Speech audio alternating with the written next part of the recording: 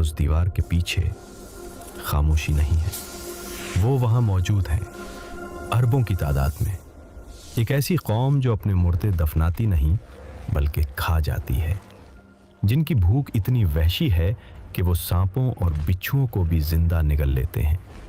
तारीख की किताबें कहती हैं कि वो इंसान हैं, लेकिन उनके चेहरे ढाल जैसे चपटे हैं, और कुछ रिवायात के मुताबिक उनके कान इतने बड़े हैं कि वो उन्हें कंबल की तरह ओढ़ कर सोते हैं। आपने याजूज माजूज का नाम तो सुना होगा। उनकी रिहाई का वक्त शायद बहुत करीब आ चुका है। आइए चलते हैं इस दीवार के उस पार, जहां आपका सबसे खौफनाक डरावना ख्वाब हकीकत बनने वाला है। कहानी शुरू होती है हजारों साल पहले, जब बादशाह जुल्करनैन एक तंग पहाड़ी दर्रे पर पहुंचते हैं। वहां के लोग खौफ से कांप रहे थे। पहाड़ों के पीछे से एक वहशी कौम आती थी जो उनकी फसलें खा जाती और उन्हें मार डालती। जुल्करनैन ने फैसला किया कि वो सिर्फ पत्थरों की दीवार नहीं बनाएंगे, बल्कि मेटल साइंस का ऐसा नमूना पेश करेंगे जो क़यामत तक न टूटे। ज़रा मंजर देखें। लोहे के देव हैकल बॉक्स पहाड़ों के दरमियान दिए गए, फिर आग बहकाई गई। जब लोहा आग की तरह सुर्ख हो गया तो उस पर पिघला हुआ तांबा डाला गया।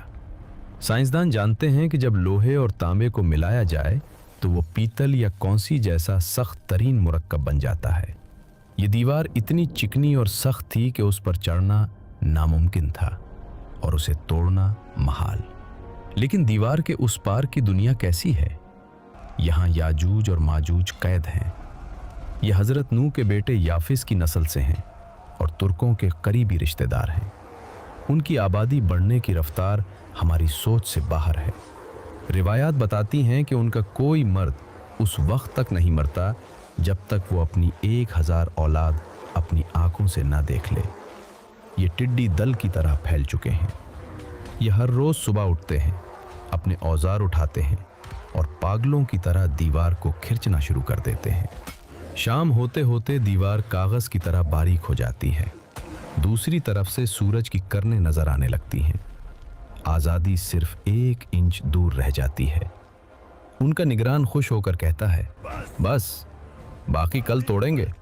लेकिन अगली सुबह दीवार फिर से जुड़ी हुई मिलती है, इतनी ही मोटी, इतनी ही सख्त। हजारों सालों से ये मायूसी उनका मुकद्दर है। वक्त का पहिया घूमता है। नबी करीम सल्लल्लाहु अलैहि वसल्लम के दौर में उस दीवार में पहला शिगाफ पड़ा। आप सल्लल्लाहु अलैहि वसल्लम ने फरमाया था, हलाकत है अरब के लिए उस शर से जो करीब आ लगा। फिर ज़माना आखिर आता है। दज्जाल कत्ल हो चुका है। हज़रत ईसा अलैहिस्सलाम दुनिया में इंसाफ कायम कर चुके हैं। दुनिया पुरसुकून है। लेकिन अचानक अल्लाह की तरफ से हज़रत ईसा को एक हंगामी वही आती है, ए ईसा, अपने साथियों को लेकर फौरन कोहे तूर पर पनाह ले लो, क्योंकि मैंने अपनी ऐसी मखलूक खोल दी है जिससे लड़ने की ताकत किसी इंसान में नहीं, यहाँ तक कि तुम में भी नहीं।